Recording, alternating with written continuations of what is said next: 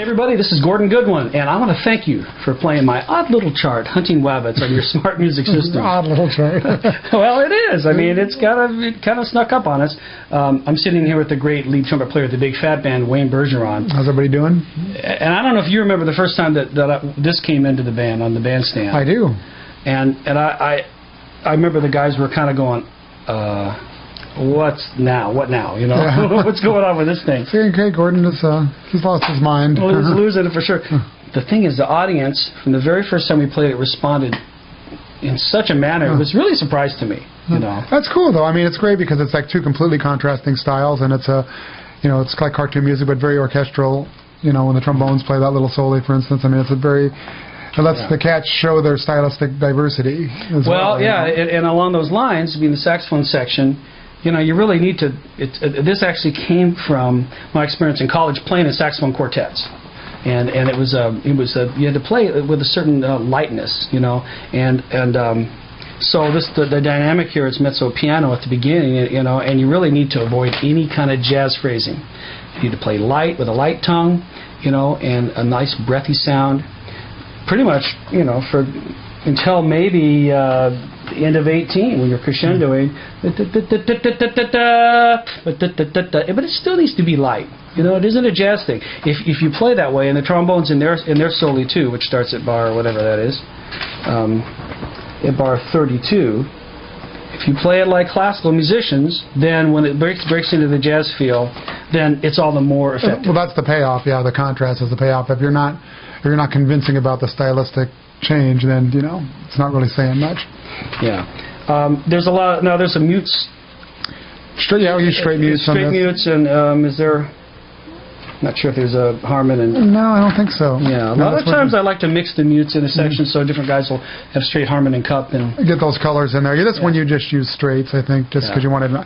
Seems like this section at 54 we go, or at 56, you know, it has kind of an icy sound with straight mutes, and I think it's effective. And the other thing is, now I don't know if these accents are marked later on, where you accent the and. Like you just went go they're marked later. Yeah. It's a little bit of it's a high point of the line. You do it naturally anyway. Right. But I think we tended to maybe exaggerate that a little more. Yeah, I can see here at bar 76 it is marked that way.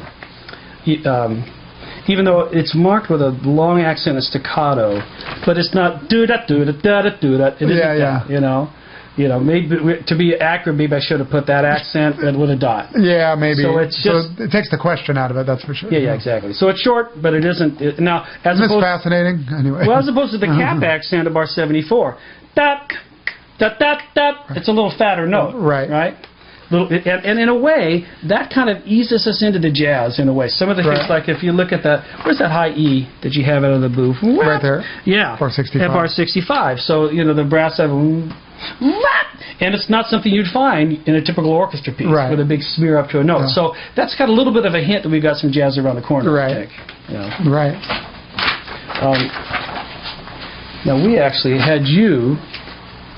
I don't think those double Ds are written in this chart. No, they're not. They're going into 86. You always wanted, you know, when we were going into the minor blues, bop, bop, you wanted a lot of weight on those two notes from the band. And even after we recorded it, you're going, oh, that's cool. And then you heard it and you said, hey, will you come? And so I came on and I overdubbed these later. Goes, can you just put an octave on this? Just to give it some extra oomph. So there's 5 trumpets on those two notes. So I came in and overdubbed that. And I do it live on the gig sometimes, and sometimes I don't. I just kind of play by how I feel or how much of a workload I have or how my chops are feeling that particular day. You know, how your paycheck's feeling that particular day. Yeah, it's never feeling like it pays enough to do it. So I avoid it a lot. Okay, well, you know, I'll let you guys... Better be safe. You guys can call Wayne at home. He can talk to you about the music business as it relates to your musical choices. But anyway, we want to thank you for picking up Hunting Wabbits. And if you want to learn more about the great Wayne Bergeron, go to his website. WayneBergeron.com. Exactly. If you want to learn more about me or the Big Fat Band, go to my website, which is GordonGoodwin.com. And we hope you have a great time with Hunting Wabbits. Thanks.